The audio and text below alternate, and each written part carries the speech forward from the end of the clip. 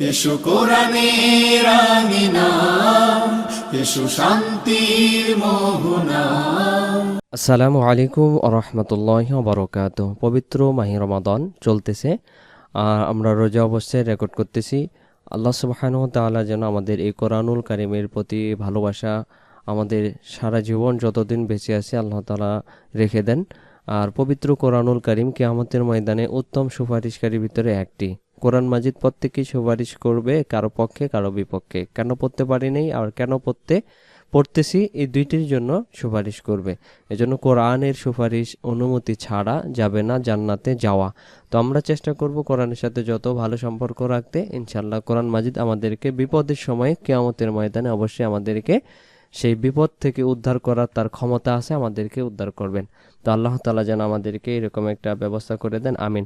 তো সম্মানিত দর্শক শ্রোতা, আজকের এই ভিডিওটিতে আমরা পড়ব পবিত্র আল কোরআনুল কারীমের সূরাতুল হামিম সাজেদার 49 নম্বর আয়াতের পরবর্তী থেকে, এবং আজকের এই ভিডিওটির মাধ্যমে উক্ত সূরাটি আমরা সমাপ্ত করব। তো চলুন ভিডিওটি শুরু করে ফেলি। আউযু বিল্লাহি মিনাশ শাইতানির রাজীম। বিসমিল্লাহির রহমানির রহিম। ولئن أذقناه رحمة منا من بعد ضراء مسته ليقولن هذا لي وما أظن الساعة قائمة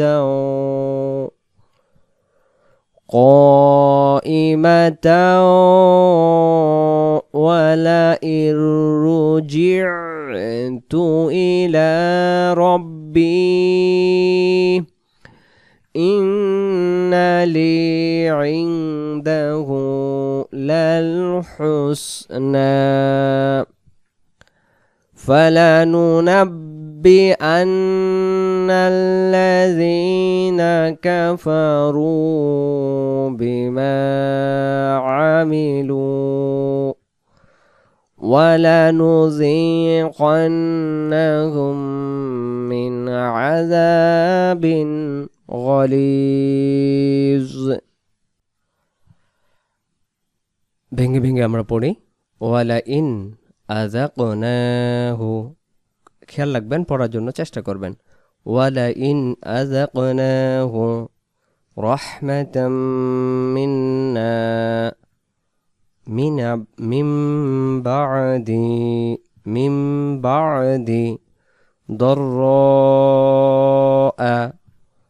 ضراء مسته من بعد ضراء مسته ليقولن هذا لي وما أظن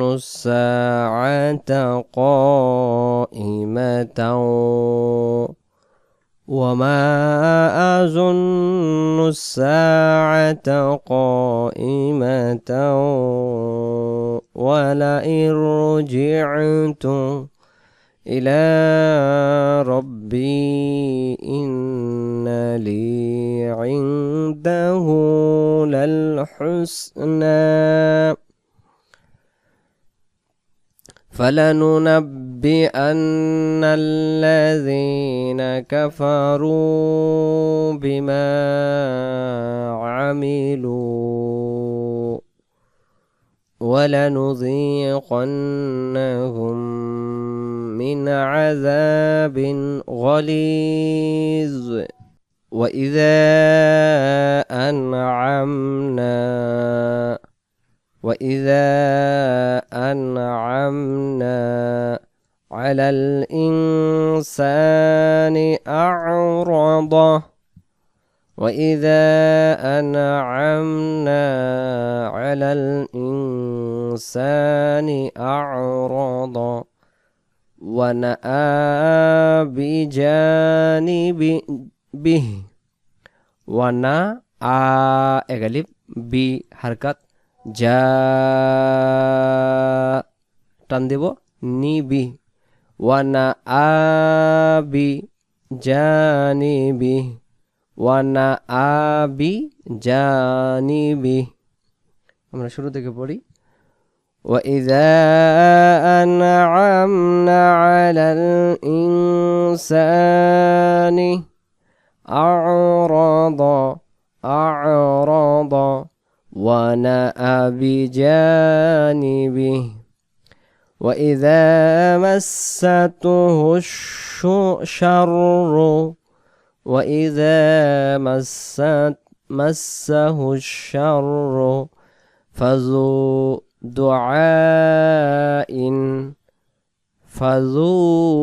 দুআইন। পরবর্তী পেজে যাই। পরবর্তী পেজে শুরুতে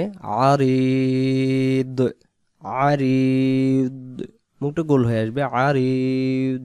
قل أرأيتم إن كان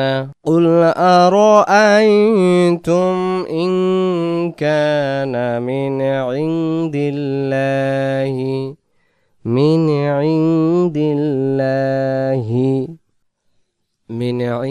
الله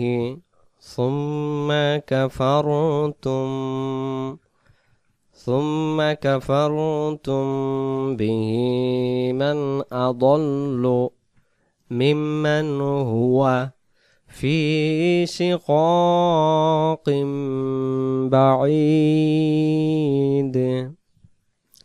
ثم كفرتم به من أضل ممن هو في شقاق بعيد।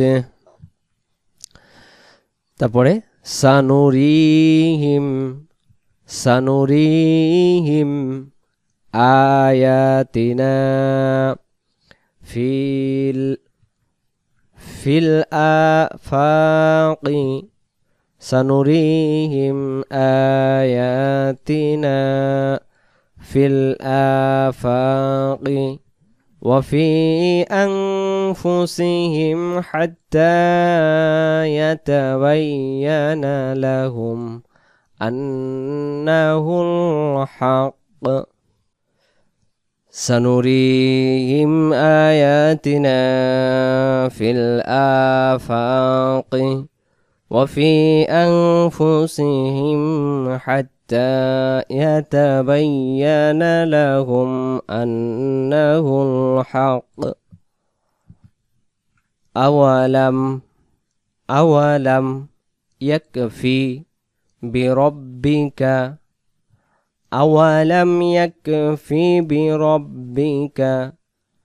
أنه على كل شيء شهيد ألا إنهم في مرية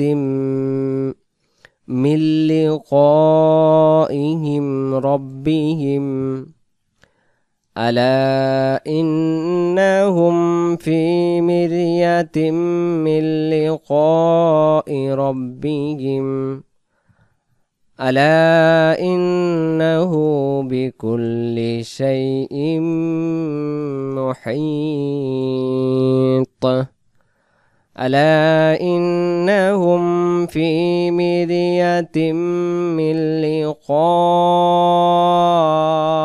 ربهم ألا إنه بكل شيء محيط। সম্মানিত দর্শক শ্রোতা, আমরা সূরাতুল হামিম সাজদা সমাপ্ত করলাম। এখন আমরা পড়ব পরবর্তী সূরা সূরাতুশ শুরা, যেটাকে বলা হয় সূরাতুশ শুরা। হ্যাঁ, তো সম্মানিত দর্শক শ্রোতা, ভিডিওটি শুরু করার আগেই আমি আপনাদেরকে যেটা বলতেছিলাম, পবিত্র আল কোরআনুল কারিম আপনাদেরকে যে পড়াই আমাদের ইউটিউব চ্যানেলে, এখানেও দেখেন যে অনেক অনেক মানুষ কোরআন শরীফ এইখান থেকে পড়ে, এখান থেকে উপকৃত হয়, তারা কোরআন মাজিদ পড়ে। প্রতিদিনই দুই একটা ফোন আসে, এমনভাবে ফোন আসে যেটা আমার কলজাটাকে ভরে দেয়, যেটা বলে যে আমি কোনোদিন ভাবিনি যে আমি কোরআন মাজিদ পড়তে পারবো। আপনাদের এই চ্যানেল থেকে দেখে বিভিন্ন সূরা কেরাত শিখ করছি এবং এখন আমি আলহামদুলিল্লাহ কোরআন মাজিদ পড়তে পারি। তার মানে ওইটা একটা আমাদের হুজুর টিভি 24 শিক্ষা প্রতিষ্ঠান পবিত্র কোরআনের জন্য, আর যেটাকে আমি ব্যবহার করি আপনাদেরকে পড়াই এবং অনেক মানুষ এখান থেকে শিখে। তাই আমি আপনাদেরকে বলি আমার কোনো চাকরি নেই, কোনো কিছু নাই। তো আপনারা চাইবেন যে এই চ্যানেলটা যেন আমি সারা জীবন চালাতে পারি, এখান থেকে মানুষ যেন দিন শিখে নিজের আমলকে ঠিক করতে পারে, আর আপনারা সহযোগিতার হাত বাড়িয়ে দেবেন যেন আমি এই চ্যানেলটা সুন্দরভাবে থেকে চালাতে পারি, এতটুকুই। এই জন্য আপনারা কিছু সহযোগিতার হাত বাড়িয়ে দেবেন। আপনাদের সহযোগিতায় আমাদের চ্যানেল চালাতে সহায়ক হবে, দিন প্রচার করতে আমাদের সুবিধা হবে। একটা ভিডিওর পিছনে অনেক শ্রম দেই, সময় দেই, আরও সুন্দর করে করার জন্য মনের ভিতরে আগ্রহ তৈরি হবে যে এখান থেকে তো আমার চেষ্টা করতেছি, আমাকে অন্য জায়গায় রিজিকের আর ব্যবস্থা মানে দৌড়াদৌড়ি করা লাগতেছে না, এবং ভালো কিছু জিনিস ইনশাল্লাহ আমরা সামনে শেখানোর জন্য চেষ্টা করব। আমি যে অ্যাকাউন্ট নাম্বারগুলো দিতেছি, আপনারা আপনাদের জায়গা থেকে উক্ত অ্যাকাউন্ট নাম্বারে আপনারা দেওয়ার জন্য চেষ্টা করবেন। আল্লাহ সুবহানাহু ওয়া তাআলা ইনশাল্লাহ আপনাদেরকে উত্তম প্রতিদান দান করুন। কোরআন শিক্ষার প্রচারে সহযোগিতা করুন। নবীজি বলেছেন, তোমাদের মধ্যে সর্বোত্তম সে যে নিজে কোরআন শিখে এবং অন্যকে শেখায়। সহিহ বুখারী হাদিস নাম্বার 50-27। এটা আমার হলো ইসলামী ব্যাংকের অ্যাকাউন্ট নাম্বার, চাইলে আপনারা এটাতে দিতে পারেন। Account number 205022402014400813। মোহাম্মদ মমিনুল ইসলাম অ্যাকাউন্ট নেম, আর ইসলামী ব্যাংক আগারগাঁও ব্রাঞ্চ। আর নিচের নাম্বারটা আমার বিকাশ ও নগদ পার্সোনাল নাম্বার, চাইলে আপনারা আপনাদের জায়গা থেকে উক্ত নাম্বারে দিতে পারেন। 01760413752, 01760413752। এটা আমার বিকাশ পার্সোনাল নাম্বার এবং নগদ পার্সোনাল নাম্বার, চাইলে আপনারা আপনাদের জায়গা থেকে দিতে পারেন। তো ইনশাল্লাহ অবশ্যই যারা দেবেন, আল্লাহ তাআলা প্রত্যেকের হাদিয়াকে কোরআনের জন্য কবুল করুক এবং পরকালে একটি নাজাতের ওসিলা বানায় দেখ, আমিন। তো চলুন আমরা সূরাতুশ শুরা শুরু করে ফেলি। আসসালামু আলাইকুম। এখন আমরা শুরু করব সূরাতুশ শুরা বা সুর যেটাকে বলা হয়। এটি মক্কায় অবতীর্ণ, আয়াত নাম্বার 53 ঠিক আছে, কিন্তু হলো রুকু নাম্বার এখানে 54 লিখে ফেলছে। রুকু নাম্বার 54 হবে না, এটা হয়তো কোনো মিস্টেক হয়ে গেছে, কারণ আয়াতের থেকে যদি রুকু বেশি হয় তাহলে এত রুকু কোথায় গেল? তো এটা হয়তো মিস্টেক হয়ে গেছে, এখানে নির্দিষ্ট করে এটা আমার কাছে এটাই ভুল। তো চলুন আমরা সূরাতুশ শুরা শুরু করে ফেলি। এবং সূরাতুশ শুরার এই শুরুতে দেখেন যে এলোমেলো কিছু শুধু অক্ষরের উচ্চারণ আছে, আমরা সেই অক্ষরগুলো করব। বিসমিল্লাহির রহমানির রহিম। হামিম আইন সিন কফ, অথবা অক্ষরের নাম ধরে বলবো আইন সিন কফ। প্রত্যেকটা অক্ষরে দম ছাড়তে পারি, আর এই জায়গাতে আমরা হামিম একসাথে বলবো, আর এখানে আইন সিন কফ। তাহলে সূরাতুশ শুরা শুরু করার শুরুটা আমরা এভাবে করব, হামিম আইন সিন কফ, ঠিক এভাবে করে উচ্চারণ করব। এরপরে আয়াতে আমরা চলে যাব। আর যেগুলো আমরা এখন অক্ষরগুলো পড়লাম, এগুলোর অর্থ আল্লাহ সুবহানাহু তাআলাই জানেন, পৃথিবীর কেউ জানে না, কোনো পয়গম্বরও জানে না। আল্লাহ সুবহানাহু তাআলা নিজে বলছেন কুরআনুল কারীমের অর্থ দুই প্রকার, একটা হলো প্রকাশ্য, একটা হলো অপ্রকাশ্য। একটা মাতলু ওয়াহিয়ে গয়রে মাতলু, একটা হলো ওয়াহি মাতলু যেটা প্রকাশ্য, আর একটা হলো ওয়াহি গয়রে মাতলু অপ্রকাশ্য। কিছু কিছু জিনিস আমরা সবাই জানবো, আর কিছু কিছু জিনিস শুধুমাত্র আল্লাহ সুবহানাহু ওয়া তাআলাই জানেন, যেগুলো এখানে নাজিল করা হয়েছে। এই জন্য অর্থ যে কোরআন মাজিদগুলো রয়েছে, সেই কোরআন মাজিদগুলো যদি আপনি বের করেন, ঠিক এই জায়গায় যখন আপনি বের করবেন এই আয়াতের অর্থ, তখন সেখানে দেখবেন এখানে যেভাবে করে লেখা আছে অর্থের জায়গায় এভাবেই লেখা আছে। তো চলুন আমরা পরবর্তীতে দেখি। كذلك يوحي إليك وإلى الذين من قبلك الله العزيز الحكيم كذلك يوحي إليك وإلى الذين من قبلك الله العزيز الحكيم له ما في السماوات وما في الأرض وهو العلي العظيم له ما في السماوات وما في الأرض وهو العلي العظيم تكاد السماوات يتفطرن من فوقهن والملائكة يسبحون بحمد ربهم تكاد السماوات يتفطرن من فوقهن والملائكة